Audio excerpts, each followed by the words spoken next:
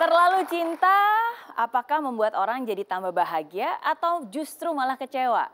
Bahagia jika cintanya terbalas, tapi kecewa jika yang dicintai tidak punya perasaan yang sama. Masih di I'm Possible antara benci dan cinta, dari impossible jadi I'm Possible. Nah, tadi kita sempat membahas, ada seseorang yang suka banget berkorban banyak sekali, cinta banget, tapi begitu tidak didapat akhirnya kecewa. Nah, apakah itu cinta atau sebenarnya obsesi? Terlalu cinta sampai akhirnya obsesi seperti itu? Baik, ada istilah begini, kalau mencintai jangan terlalu dalam. Cintailah sedang-sedang saja, karena suatu saat kamu akan membencinya. Dan bencilah orang yang kamu cintai itu juga sedang-sedang saja. Bisa jadi orang yang kamu cintai. Terlalu cinta bagus nggak? Jangan. Yang namanya terlalu itu adalah sesuatu yang berlebihan. Sesuatu yang berlebihan kalau tidak sesuai tadi akan menimbulkan yang namanya luka hati. Wow. Kalau Anda masih dalam proses berkenalan, ta'aruf, proses berkenalan, cinta yang dihadirkan hanya 5% saja. Nggak boleh lebih. Perhatiannya hanya 5% saja.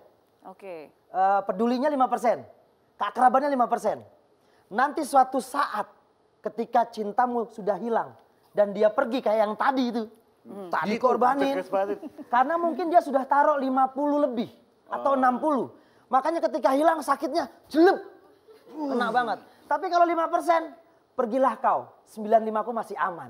Ini kayak down payment dong ya? Iya, down payment. Kayak down payment. Maksudnya karena orang selalu bermain dengan rasa, rasa yang belum pada waktunya. Apakah tadi boleh nggak kita mencintai dengan sepenuh hati? Ya, boleh. Cinta yang sepenuh hati adalah cinta yang sudah diikat.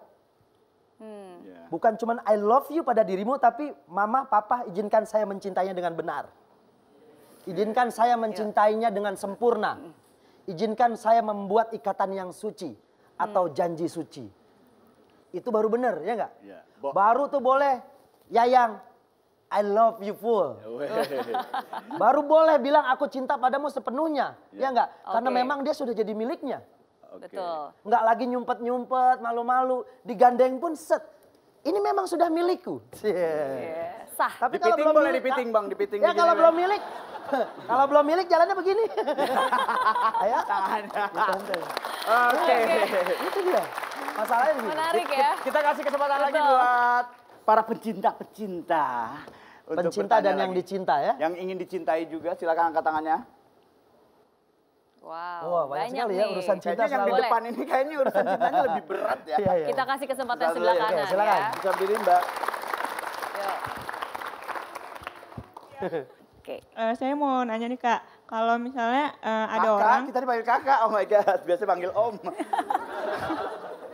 Ada orang yang terlalu cinta sama saya, sedangkan saya tuh nggak bisa ngebalas dia, ngebalas cintanya dia. Nggak usah kamu balas, biar Tuhan aja yang balas ya. Tapi karena saking terlalu cintanya dia sama saya, jadi tuh dia sampai-sampai pengen membahayakan dirinya sendiri. Jadi cara menyikapinya itu kayak gimana? Kayak gimana soal ngebahayanya, kayak gimana? Nyebrang Kayak gimana tuh ngebahayainnya? Iya. Kayak seperti ingin bunuh diri gitu Kak.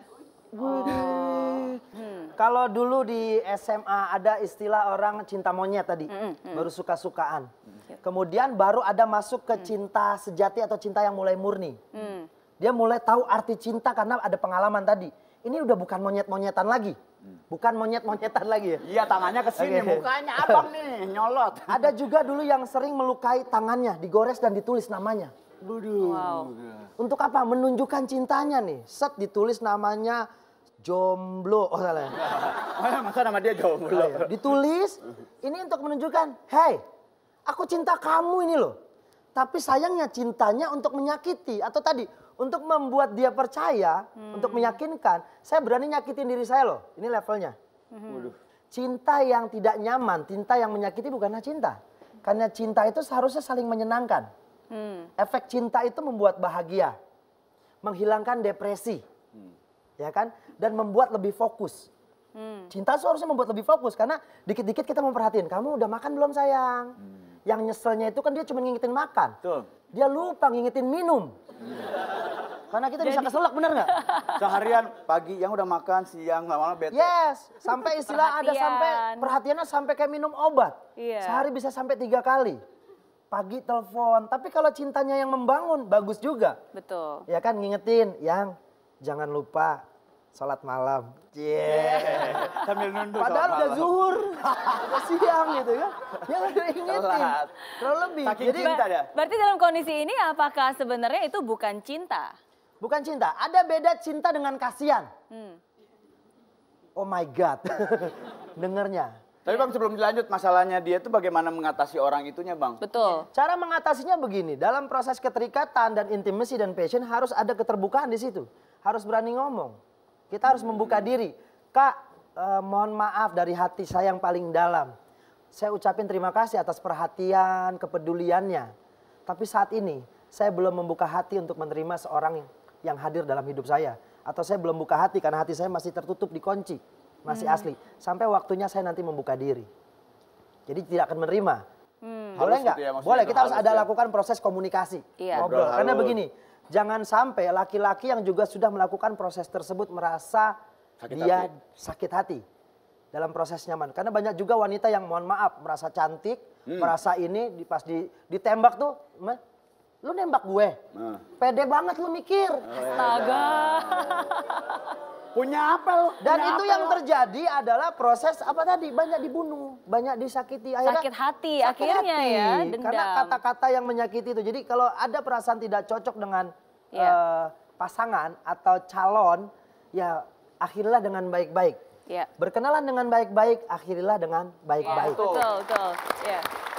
Jadi, tapi kalau dari urusan tadi sih menurut saya memang harus dikomunikasikan. Tapi mungkin dari wanita juga harus bisa membantu untuk sang pria bisa lebih move on. Artinya ya udah kalau misalnya memang sudah tidak cinta dan tidak ada rasa, ya jangan juga menunjukkan signal-signal dan jangan juga mengkontak-kontak dan berhubungan dan seterusnya. Karena kan lebih menyulitkan untuk Jangan yang satunya untuk sekali-kali move on. buka sinyal. Karena gini, lampu hijau kalau sudah dibuka maka harus dilewati. Tapi kalau kamu kasih lampu merah, tidak ada orang yang berani melewati. Laki-laki akan masuk ke dalam hubungan wanita ketika si wanita juga membuka pintu hatinya, kan gitu.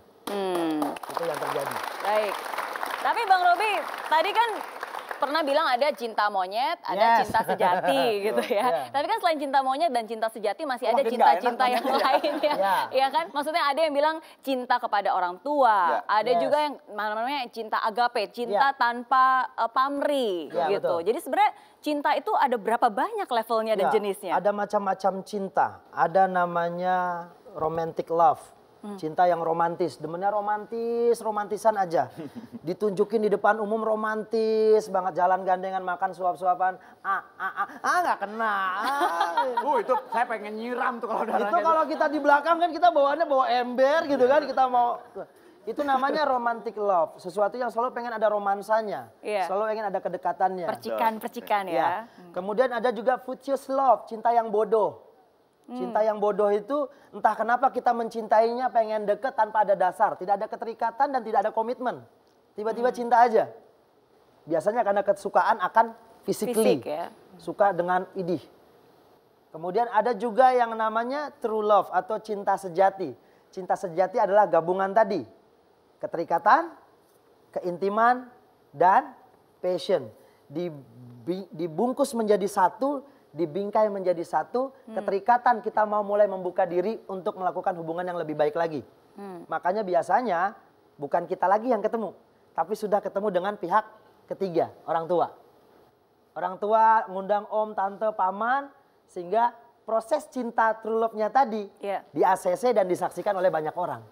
Sehingga akhirnya dia ketemu cinta yang namanya sejati. Nah, untuk bisa mencintai orang, dia harus cinta dirinya sendiri dulu. Baru kalau makanya gini, orang yang tidak siap untuk menjalin hubungan adalah orang yang tidak mengenal dirinya sendiri. Betul. Bingung gue mau jatuh cinta juga orang gue gak kenal diri gue sendiri. Bahkan sampai dia nanya, cinta itu apa ya? Itu gorengan apa ya? Aku siapa ya? Cinta. Kemudian cinta orang lain. Ciri-ciri cinta adalah caring, kepedulian. Kalau kita sudah mulai peduli, nanti akan timbul yang namanya rasa cinta. Jadi timbulkanlah kepedulian. Kepedulian kepada siapa? Kepada diri sendiri. Makanya biasanya orang yang siap menerima cinta, penampilannya dia buat untuk orang siap menyukai dia. Iya. Ya enggak? Tapi orang yang nggak dicintai, nyantai-nyantai aja, dia seakan-akan hopeless. Ya siapa sih bang yang mau suka sama gua? Iya. Muka turun semua. Muka turun, belepotan, ya kan? Jadi ketika dia tidak mencintai dirinya sendiri, orang lain pun akan sulit mencintainya. Tapi ketika dia sudah mulai mencintai orang lain, kan ada ya, yang orangnya perhatian sama orang, peduli, ngasih. Tiba-tiba kita yang lihat orang itu, cowok baik banget ya. Tiba-tiba kita suka cowok itu gara-gara perbuatan baiknya. Iya. Atau kalau jalan dia sering senyum, ramah. Padahal cuma gini-gini doang. Padahal emang kebiasaan palanya begitu. Ya. Tapi ada ketertarikan Ada berarti ketertarikan, kan? makanya secara fisiologis atau secara bahasa tubuh, orang yang punya ketertarikan fisik itu harus ditunjukkan. Ramah, ya kan, kepeduliannya tinggi. Dan biasanya wanita akan selalu kena hal yang tadi. Makanya ada istilah namanya love at the first sight itu. Cinta pada pandangan pertama. Apa saja yang bisa membuat orang jatuh cinta? Penampilan. Yang kedua, suaranya. Ada yang, ya Allah, seksi suaranya. Banget. Dulu pernah kan dengar penyiar radio, ya kan, kalau dengar, ih suaranya mikrofonik banget ya. Mikrofonik banget. Ya kan, mikrofonik banget ya. Tiap pagi didengerin sampai terngiang-ngiang pengen ketemu. Pas ketemu, astagfirullahaladzim gitu kan. Itu saya ngalamin bang, saya penyiar dulu. Nggak, lu penyiarnya kan? Saya penyiarnya. Jadi dia yang ketemu terus langsung astagfirullahaladzim gitu kan. Jadi, tapi Bang Robi, berarti kan itu bukan cinta dong, suka mungkin awalnya. Kan belum begitu tahu, like. Jadi level cinta itu dari mulai ketertarikan, ya kan, kemudian kekaguman, terus rela berkorban, ya, sampai akhirnya rasa ingin memiliki. Ketika sudah ingin rasa memiliki, dia harus melewati proses yang tadi selanjutnya.